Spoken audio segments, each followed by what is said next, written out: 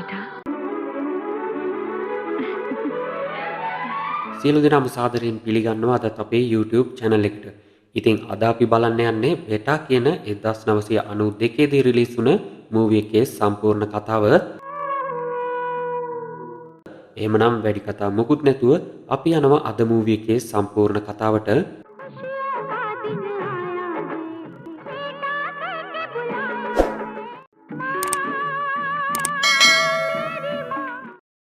Movie එක පටන් ගනිද්දිම අපිට පෙන්වනවා ගුරුවරයෙක් ගමේ පාසලේ උගන්වනවා. ඔහු මේ පන්තියේ ඉන්න ළමයින්ගෙන් අහනවා මම අම්මගෙන් ලියාගෙන එන්න කියපු රචනාව ලියාගෙන ආවද කියලා. හැමෝම ඔව් කියලා කියද්දී රාජු කියන පිරිමි ළමයා මේ රචනාව ලියලා නැහැ කියලා ගුරුවරයා දැනගන්නවා. ඉතින් ගුරුවරයා රාජුට හොඳටම දඬුවම් කරනවා. ওই වෙලාවේ ගැහැණු ළමයෙක් මේ අතරට ඇවිත් ගුරුතුමාට කියනවා සර් රාජුගේ අම්මා එයා ඉපදෙනකොට මිය ගිහින් කියලා. ඒත් එක්කම මේ ගුරුවරයාටත් ගොඩක් දුක හිතෙනවා. ඒ දවසෙන් පස්සේ රාජු වෙනදටත් වඩා හුඟක් කල්පනා කරනවා එයාගේ අම්මා ගැන. කොහොම හරි රාජුගේ තාත්තා ගමේ යහමින් සල්ලි තියෙන පුද්ගලයෙක්. ඔහුටත් ටික දවසක් යද්දි තේරුම් යනවා රාජු එයාගේ අම්මගේ ආදරේ නැතුව හුඟක් දුකින් ඉන්නේ කියලා.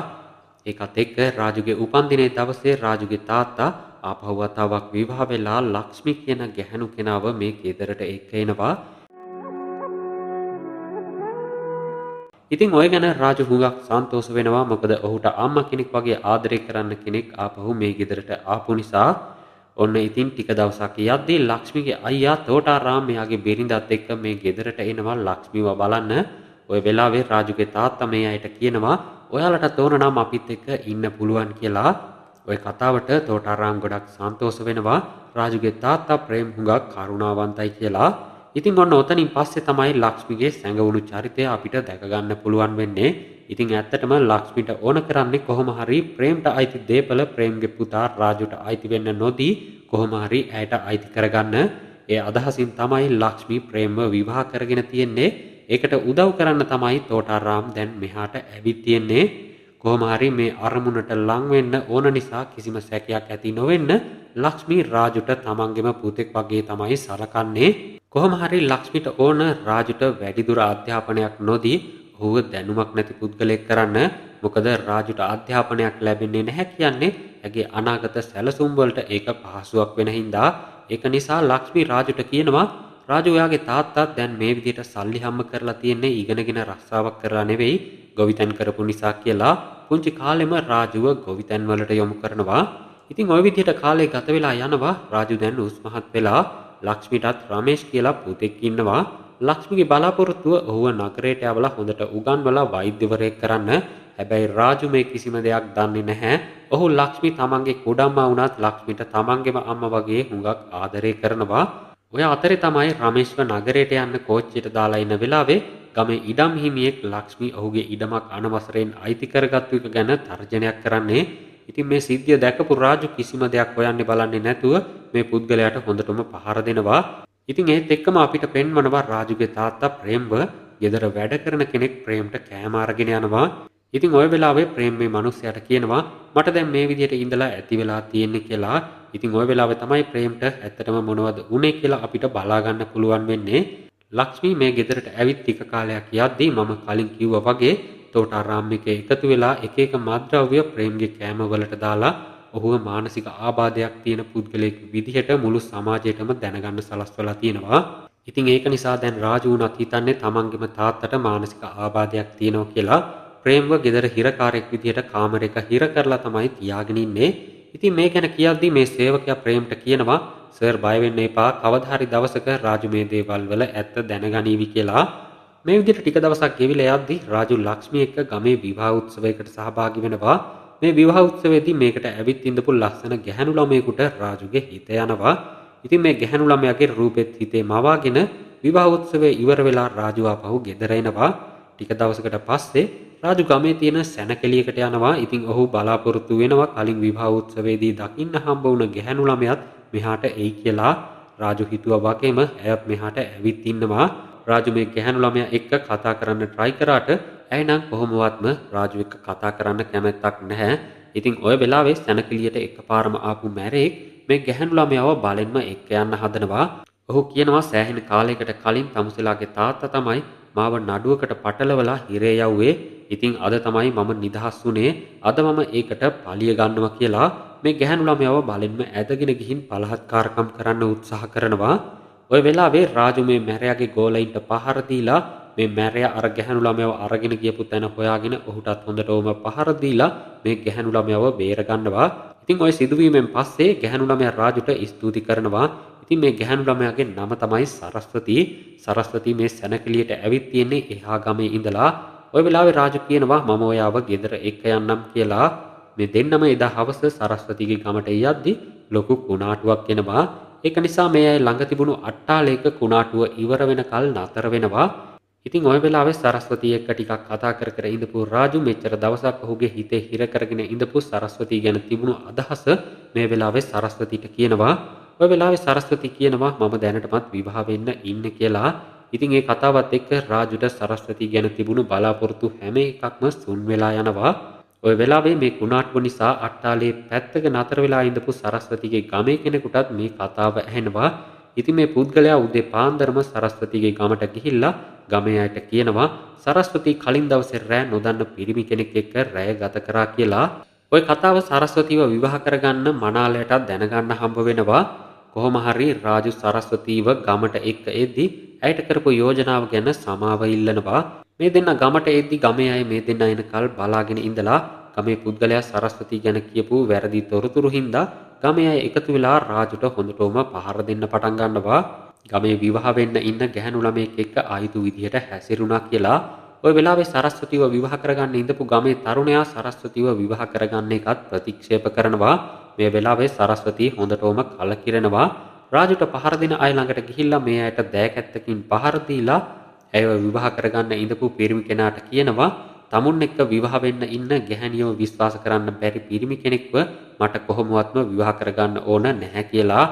ඒත් එක්කම එතන තිබුණු දේවාලයෙන් සින්දූර් තැටියක් අරගෙන ආපු සරස්වති රාජු ළඟට ගිහින් ඔහුට කියනවා ඔයා මාව විවාහ කරගන්න කැමතිද අහන ගමන් ගමේ අය හැමෝම ඉස්සරහා සරස්වති රාජුව විවාහ කරගන්නවා. ඉතින් ඒත් එක්කම අපිට පෙන්වනවා ලක්ෂ්මී දුප්පත් පවුලකින් රාජුට ගැහැණු ළමයෙක්ව බලනවා. ඇයව රාජුට විවාහ කරලා දීලා ඇය මාර්ගයෙන් රාජුට අයිති දේපල ටික අයිති කරගන්න. ඉතින් දැන් ඔයාලට ප්‍රශ්නයක් ඇති ලක්ෂ්මී රාජුව විවාහ කරලා දීලා ඔහුගේ දේපල අරගන්න උත්සාහ කරන්නේ ඇයි කියලා. ඒකට හේතුව තමයි ඈත අතීතයේ ඉඳලා ගිවිසුමකින් මේ පවුලේ දේපලවල සම අයිතිය පැවරෙන්නේ මේ පවුලට එකතු වෙන පළවෙනි ලේලියට. ඉතින් ඒකට අනුව රාජුගේ අම්මා දැනටමත් මිය ගිහින් නිසා මේ දේපලවල සම අයිතිය ඊට පස්සේ හිමි වෙන්නේ රාජුව විවාහ කරගන්න ගැහැණු ළමයට. ඒක නිසා තමයි ලක්ෂ්මී රාජුට දුප්පත් ගැහැණු ළමයෙක්ව තෝරලා ඇය මාර්ගයෙන් බලපෑම් කරලා රාජුට අයිති වෙන දේපල ටික ලියාගන්න තමයි ලක්ෂ්මීගේ ප්ලෑන් එක. ඉතින් කොහොම හරි මේ දේවල් ටික ඉවර කරලා ගෙදරේදී තමයි මේ අයට හිතාගන්න බැරි සිදුවීමක් වෙලා තියෙන්නේ. ඉතින් ඔයාලට මතක ඇතිනේ දැනටමත් රාජු සරස්වතිව විවාහ කරගත්තා කියලා. ওই වෙලාවේ ගෙදර ආපු ලක්ෂ්මිට රාජු සරස්වතිව හඳුන්වලා දෙනවා. මේ වෙලාවේ ලක්ෂ්මිට කිසිම දෙයක් හිතාගන්න බැරිව යනවා. ඇය බොරු සතුටක් මවාගෙන රාජුට සුබ පතනවා. කොහොම හරි එදා හවස් වෙද්දී ලක්ෂ්මි සරස්වතිව තනියම හම්බ වෙලා කියනවා දුවේ රාජුට ලොකු අපලයක් තියෙනවා. ඒක නිසා ඔයාලා දැම්ම දරුවෙක් ගැන නම් හිතන්න එපා. මේ ගැන රාජුට කියන්නත් එපා කියලා. ඉතින් ලක්ෂ්මි මේ විදිහට කියන්නේ බැරි වෙලාවත් ඉක්මනින්ම සරස්වතිට දරුවෙක් හම්බ වුණොත් ලක්ෂ්මි අයිති කරගන්න හිතාගෙන ඉන්න දේපල කවදාවත් ඇයට අයිති කරගන්න බැරි වෙන හින්දා. ඉතින් මේ ගැන කිසිම දෙයක් නොදන්න රාජු සරස්වති ඔහුව ප්‍රතික්ෂේප කරද්දී සෑහෙන්න දුක් වෙනවා. රාජු හිතනවා ඉක්මනින් සිද්ධ වෙච්ච විවාහය නිසා සරස්වතිට තාම හිත හදාගන්න බැරුව ඇති කියලා. කොහොම හරි මේ අයගේ ප්ලෑන් එක ගැන තෝටාරාම් ලක්ෂ්මී එක්ක උජාරුවෙන් කතා කරන වෙලාවේ මේ හැම දෙයක්ම සරස්වති දැනගන්නවා. සරස්වති ලක්ෂ්මී ළඟට ඇවිත් කියනවා නැන්දම් මේ ඔයාලා කොච්චර උත්සාහ කරත් අද ඉඳන් අපේ සම්බන්ධයට ඔයාලට මොකුත් කරන්න හම්බ වෙන්නේ නැහැ කියලා. ඉතින් ওই දේවල් එක්ක සරස්වති දැනගන්නවා රාජුත් ලක්ෂ්මීගේ බොරු සෙනෙහසට අහු වෙලා ඉන්නේ එයාව මේකෙන් ගලව ගන්න එක ලේසි නැහැ කියලා. පහුවෙනිදා සරස්වති රාජුගේ තාත්තට කෑම අරගෙන යනවා. ඒ වෙලාවේ මෙච්චර කාලයක් මේ ගෙදර සිද්ධ වෙච්ච හැම දෙයක්ම ප්‍රේම් සරස්වතිට කියනවා. ওই වෙලාවේ සරස්වති දැනගන්නවා මේ හැම දෙයකටම වග කියන්න ඕන ලක්ෂ්මී කියලා. ඉතින් ওই විදිහට කාලෙ ගෙවිලා යද්දී ලක්ෂ්මීගේ පුතා රමේෂ් වෛද්‍ය උපාධිය ඉවර කරලා ඇවිත් විවාහ වෙනවා. දැන් මේ හැමෝම මේ ගෙදර තමයි පදිංචි වෙලා ඉන්නේ.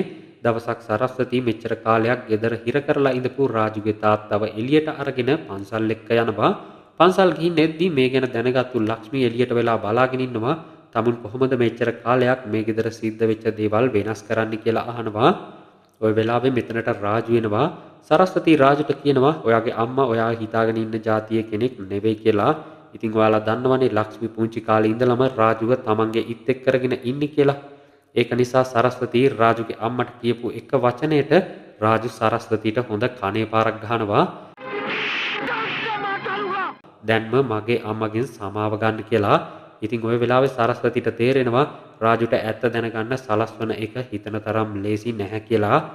රාජු සරස්වතිට කියනවා මගේ අම්මගෙන් සමාව ගන්න කියලා. එහෙම නැත්නම් මේ ගෙදරින් දැම්ම පිට වෙන්න කියලා. ওই වෙලාවේ මේ හැම දෙයක්ම අතහැරලා සරස්වති මේ ගෙදරින් පිට වෙන්න උත්සාහ කළත් රාජුගේ තාත්තා ඒ වෙලාවේ ගහකට මුවා වෙලා සරස්වතිගෙන් අයදිනවා මෙහෙන් යන්න එපා කියලා.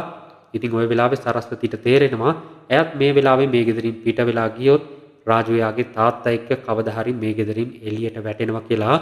ඒක නිසා අදින් පස්සේ මේ ගේම් එක ප්ලෑන් එකකට අනුව කරන්න ඕන කියලා හිතාගෙන ආපහු ඇවිත් ලක්ෂ්මිගෙන් සමාව ගන්නවා. ওই වෙලාවේ ලක්ෂ්මි කියනවා ඔයාට තේරුණා නේද මේ ගෙදර තියෙන්නේ මගේ පාලනය විතරයි කියලා. ඒත් එක්කම සරස්වති අදිෂ්ඨාන කරනවා මම කොහොම හරි රාජුට එයාගේ අම්මගේ ඇත්ත හෙළි කරනවා කියලා. රාජු ලක්ෂ්මිට ගහපු කණේ පාර නිසා ඔහු හොඳටම දුක් වෙනවා.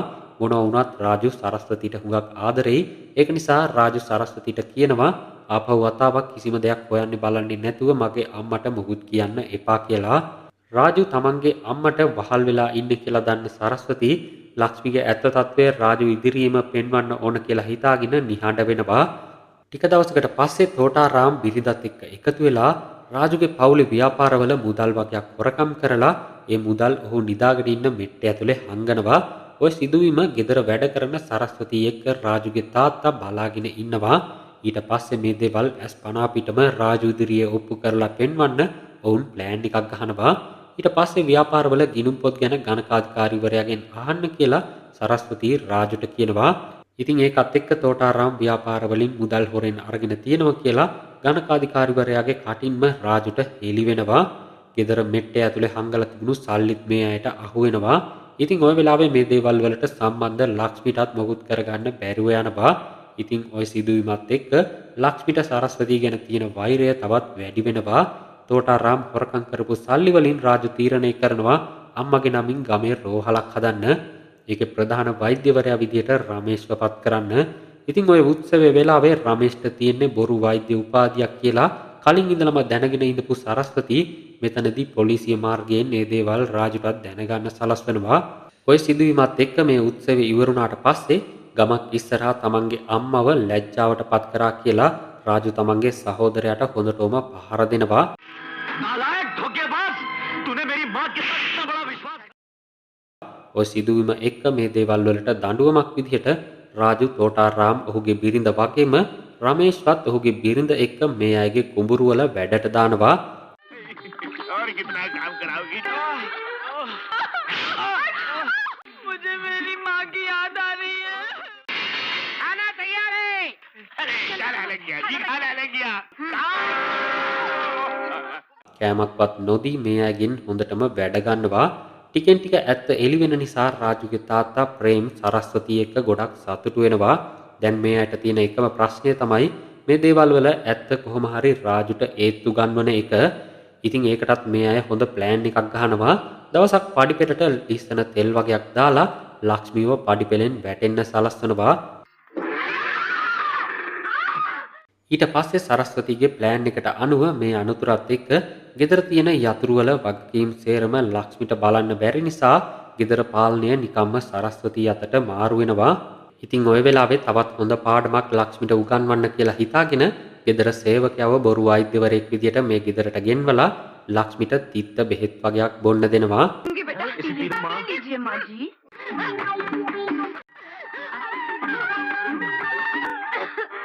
डॉक्टर साहब ඒ අතරතුරේ මේ දේවල් බලාගෙන ඉඳපු තෝටාරාම්ටත් කරන්ට් එක දෙනවා.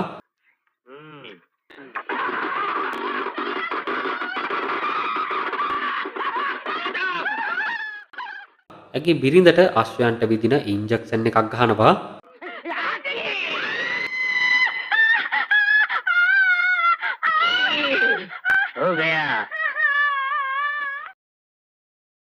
ඉතින් ওই විදිහට ටික දවසක් ගත වෙද්දී සරස්වතීට දරුවෙක් පිළිසිඳ ගන්නවා. මේ හේතුව හින්දා සරස්වතීගේ තාත්තා කුංකුම වගයක් ගෙනත් දෙනවා සරස්වතීට මේක බොන්න දෙන්න කියලා. මේ වෙලාවේ මේක බාරගන්නේ ලක්ෂ්මී. දැන් හොඳටම ලක්ෂ්මී සරස්වතී එක්ක වෛරයෙන් ඉන්න නිසා මේ කුංකුම වලට එයා වසකවලම් කරනවා. ලක්ෂ්මී කිරි එකක් හදලා ඒ කිරි එකට මේ කුංකුම දාලා රාජුට ගිහින් දෙනවා මේක සරස්වතීට බොන්න දෙන්න කියලා. ඉතින් ওই වෙලාවේ ගෙදර වැඩ කරන ගැහණු කෙනා හිමිහිට ජනේලෙන් නැවිලා කියනවා ඔය බීම එක බොන්න එපා කියලා. සරස්වතී ඉක්මනට එළියට ගිහින් මේ ගැන විස්තර අහනවා. එතකොට තමයි අයට මේ හැම දෙයක්ම දැනගන්න හම්බ වෙන්නේ ඇයව මරන්න නැන්දම මේකට වසකවලම් කරලා කියලා. ඉතින් ওই වෙලාවේ මෙච්චර කාලයක් මේ දේවල් ඉවසන් ඉඳපු සරස්වතී ඒ ඉවසීම පැත්තකට දාලා රාජුට ගිහින් කියනවා තමුන්ගේ අම්මා මේ කිරියකට වස දාලා මාව අද මරන්න හදන්නේ කියලා. ඉතින් ওই වෙලාවෙත් ওই දේවල් රාජු විශ්වාස කරන්නේ නැහැ. රාජුට හොඳටම තරහ යනවා. ඉතින් මේ දෙන්නා අතර හොඳටම ගැටුමක් ඇති වෙනවා. ওই වෙලාවේ රාජු කියනවා තමුන්ට මගේ අම්මා ඒ තරම්ම සැකනම් මම මේ කිරි එක බීලා පෙන්වන්නම් කියලා. ඉතින් මේ කිරි එක රාජු බිව්වට පස්සේ සරස්වතී හොඳටම බය වෙනවා. ඇයි ඉක්මනින්ම දුවගෙන යනවා ડોක්ටර් කෙනෙක්ව හොයාගෙන එන්න. ওই වෙලාවෙත් ටික වෙලාවක් යනකල්ම රාජු මේ ගැන විශ්වාස කරන්නේ නැහැ. ඒ ටික වෙලාවක් යද්දි රාජුගේ කටෙන් ලේ ගලන්න පටන් ගන්නවා. ඉතින් ඔන්න ওই වෙලාවේ රාජුට තේරුම් යනවා සරස්වතී කිව්වේ ඇත්ත කියලා. තමන්ගේම අම්මා මේ කිරියකට වස දාලා ඇයව මරන්න උත්සාහ කරා කියලා. ඉතින් ওই වෙලාවේ රාජුට හැම දෙයක්ම තේරුම් යනවා. රාජු තමන්ගේ අම්මා ළඟට ගිහින් කියනවා අම්මේ මට කියන්න තිබුණනේ මගේ දේපල ඔයාට හැම එකක්ම ඕන කියලා.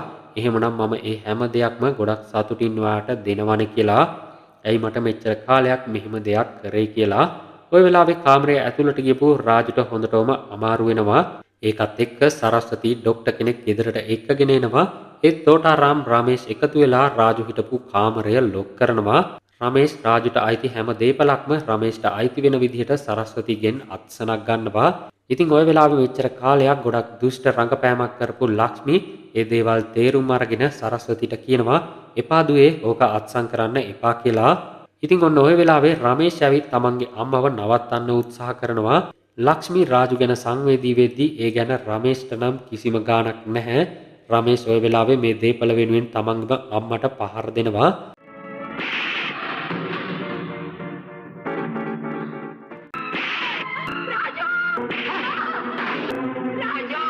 තමන්ගේම දරුවගෙන් ගුටි කන වෙලාවේ ලක්ෂ්මී හයියෙන් කෑ ගහනවා රාජු පුතේ මාව බේරගන්න කියලා.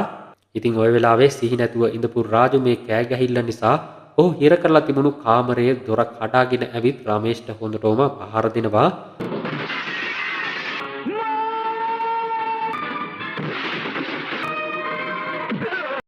රාජු රමේෂ්ව මරන්න උත්සාහ කරද්දී රමේෂ්ගේ බිරිඳ ඇවිත් රාජු ළඟ වැඳ වැටෙනවා එහෙම කරන්න එපා කියලා.